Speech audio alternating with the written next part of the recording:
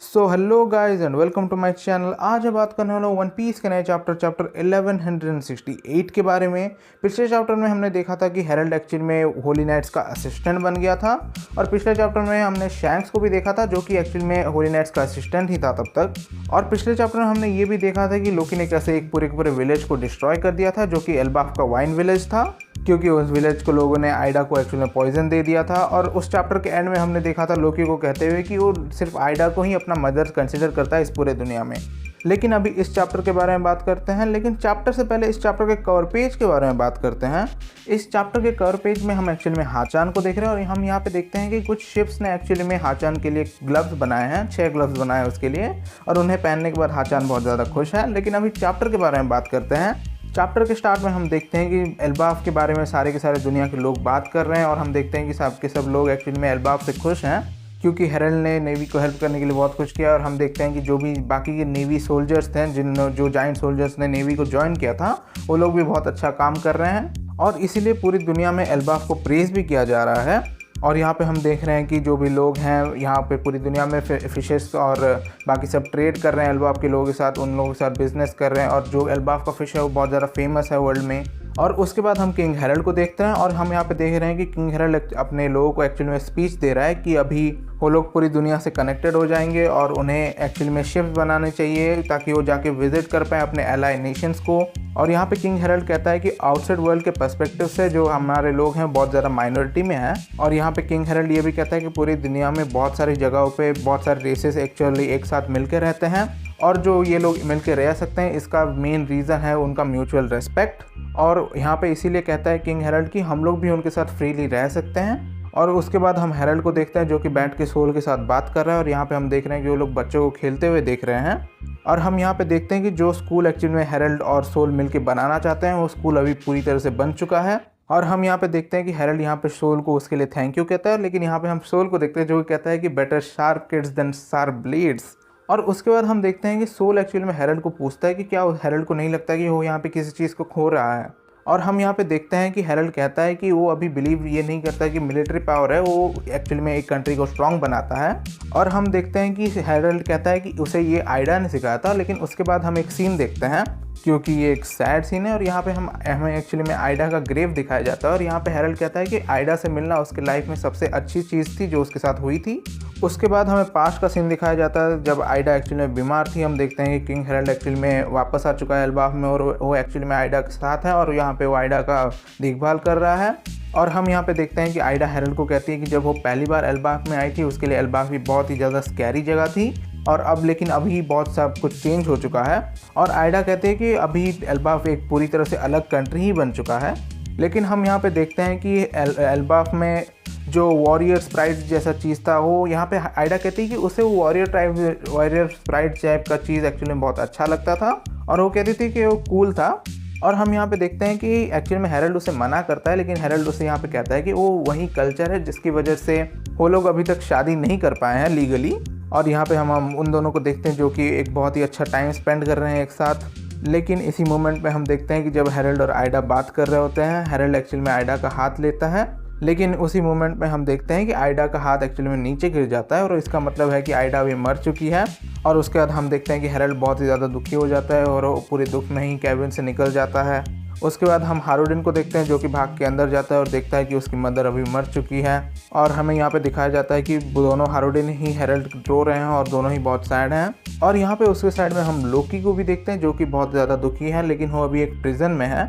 और लोकी actually prison में है जो उसने पिछले चैप्टर में किया था, एक विलेज को उसने डिस्ट्रॉय कर दिया था, उसकी वजह से लोकी अभी प्रिजन में है। लेकिन हम यहाँ पे देखते हैं कि वो तीनों ही एक्चुअल में आइडा के डेथ की वजह से मौन कर रहे हैं। लेकिन अगले पैनल में हम देखते हैं 14 साल पहले का टाइम, और हम यहाँ पे देख रहे हैं किंग हेरल्ड को जो कि अभी मरीजवा में है या फिर होली लैंड में है। और हमें यहाँ पे पता चलता है कि शैंक्स एक्चुअली में मिसिंग है, और अगर उसने अपना फाइनल मिशन कंप्लीट कर दिया होता तो एक्चुअल में वो एक गॉड्स नाइट बन जाता। लेकिन यहाँ पे हम देखते हैं कि क्योंकि शैंक्स अभी मिसिंग है, हेरल्ड जो कि नेक्स्ट इन लाइन था एक गॉड्स नाइट बनने के लिए, उसे चुना जाता है गॉड्स नाइट बनने के लिए। और हम यहाँ पे देखते हैं कि किंग हेरल्ड इसकी वजह से थोड़ा खुश भी है, क्योंकि ये करने की वजह से जो एल्बाफ है वो डेफिनेटली रिकॉग्नाइज हो जाएगा as one of the part of the world government. और उसके बाद हम देखते हैं 5 एल्डर्स को जो कि हेरल्ड को एक्चुअली में थ्रोन रूम में लेके जा रहे हैं। और यहाँ पे हम हेरल्ड को देखते हैं जो कि यहाँ पे कहता है कि अगर यहाँ पे एल्बाफ बन जाता है यहाँ पे वर्ल्ड गवर्नमेंट का पार्ट, तो वो एक्चुअली में थ्रोन को छोड़ने की बात कर रहा है। और यहाँ पे वो कहता है कि एक वर्चुअस यंग रूलर को लेना चाहिए उस थ्रोन को। और इसी मोमेंट में हम एक्चुअली में ईमू को देखते हैं और यहाँ पे ईमू कहता है कि वो जो मैटर है वो ईमू के लिए डिसाइड करने के लिए है। और हम यहाँ पे देखते हैं कि हेरल्ड भी एक्चुअली में शॉक्ड है कि कोई एक्चुअली में वो एम्प्टी थ्रोन पे बैठा हुआ है। और उसके बाद ईमू कहता है कि वो हेरल्ड पे बहुत टाइम से नज़र रखे हुए हैं। और यहाँ पे उसके बाद वाले पैनल में हम देखते हैं कि हेरल्ड एक्चुअली में पेन से चिल्ला रहा है बहुत ज़्यादा। और उसके बाद हम देखते हैं कि जो उसका मार्क था उसके हाथ पे वो अभी चेंज हो चुका है और इम्प्रूव हो चुका है। और अभी हेरल्ड पहुंच चुका है जो कॉन्ट्रैक्ट है ईमू के साथ उसके नेक्स्ट लेवल पे।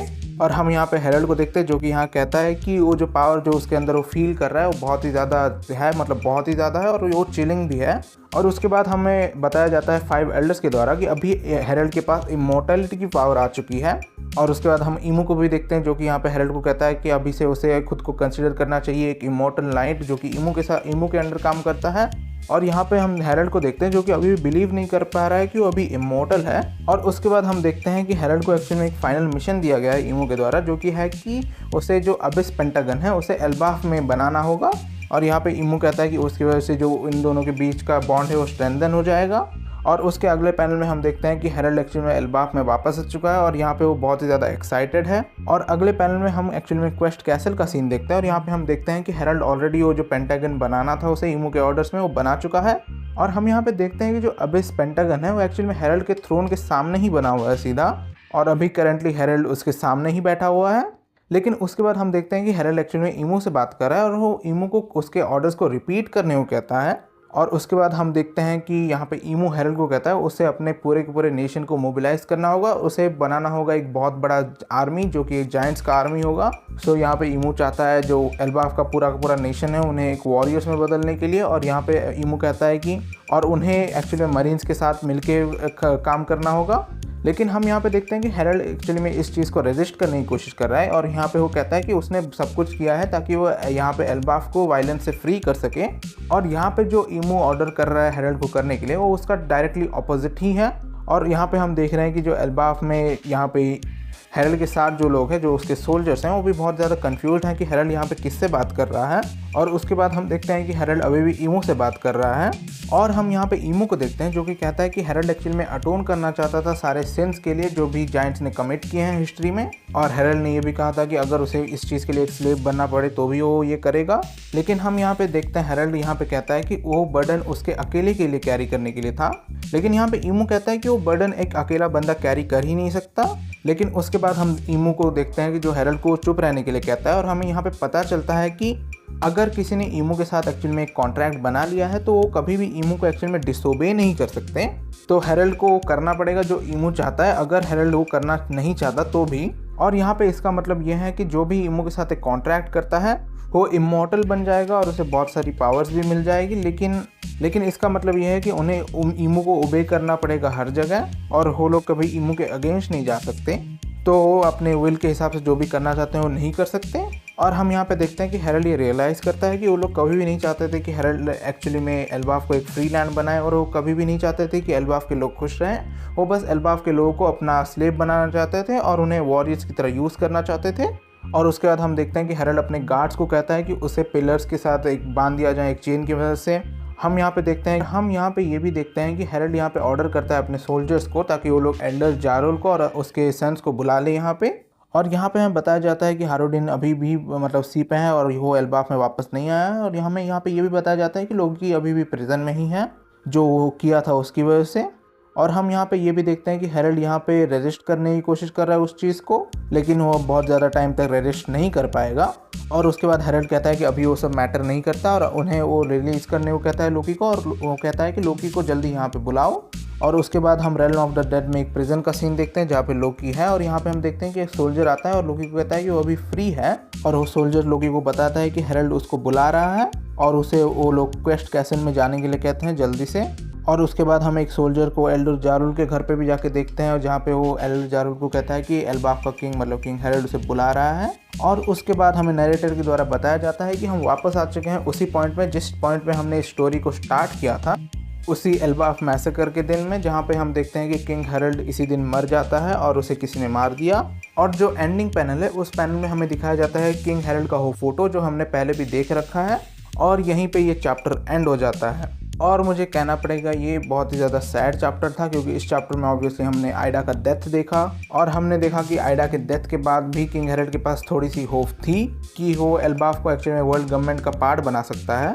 लेकिन यहाँ पे एक गॉड्स नाइट बनने के बाद भी हेरल्ड को पता चलता है कि अभी वो एल्बाफ के लिए जो करना चाहता था वो अभी कर नहीं सकता, और उसे उस चीज़ का अपोजिट ही करना पड़ेगा, क्योंकि अभी वो ईमो के कंट्रोल में है। और मोस्ट प्रोबेबली नेक्स्ट चैप्टर में हम किंग हेरल्ड का डेथ देखने वाले हैं। और ऑब्वियसली हमें पता है कि एल्बाफ के लिए किंग हेरल्ड का डेथ एक बहुत ही ज़्यादा सैड दिन था, और हमें ये भी पता चला था कि उस दिन किंग हेरल्ड ने अपने 100 सोल्जर्स या फिर जो भी उसके जो सोल्जर्स प्रेजेंट थे, जो भी 100 सोल्जर्स शायद थे, उन्हें किंग हेरल्ड ने उस दिन मार भी दिया था।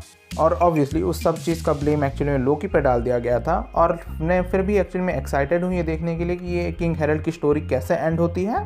लेकिन इस चैप्टर में एक और बहुत ज़्यादा इंटरेस्टिंग चीज़ भी थी, जो कि यह है कि हमें इस चैप्टर में पता चला कि शैंक्स अभी एक्चुअली में मिसिंग है। तो अपने फाइनल मिशन को कंप्लीट करने से पहले ही शैंक्स एक्चुअली में यहाँ पे कहीं पे चला गया था, और इसका मतलब है कि वो इसी वजह से गॉड्स नाइट नहीं बन पाया। और मुझे लगता है कि मोस्ट प्रोबेबली शैंक्स को पता होगा कि अगर वो एक होली नाइट बन जाता है तो वो ईमो के कंट्रोल को डिसोबे नहीं कर पाएगा। लेकिन ऑब्वियसली वो लास्ट टाइम नहीं था जब हम शैंक्स को देखे थे इस फ्लैशबैक में। हम लोग अभी इस फ्लैशबैक में शैंक्स को फिर से देखेंगे, क्योंकि हमें पता ही है कि शैंक्स अभी एक्चुअल में एल्बाफ में प्रेजेंट है इसी दिन में जब किंग हेरल्ड की डेथ हुई थी। और मोस्ट प्रोबेबली हम शैंक्स को जल्दी ही फ्लैशबैक में फिर से देखेंगे।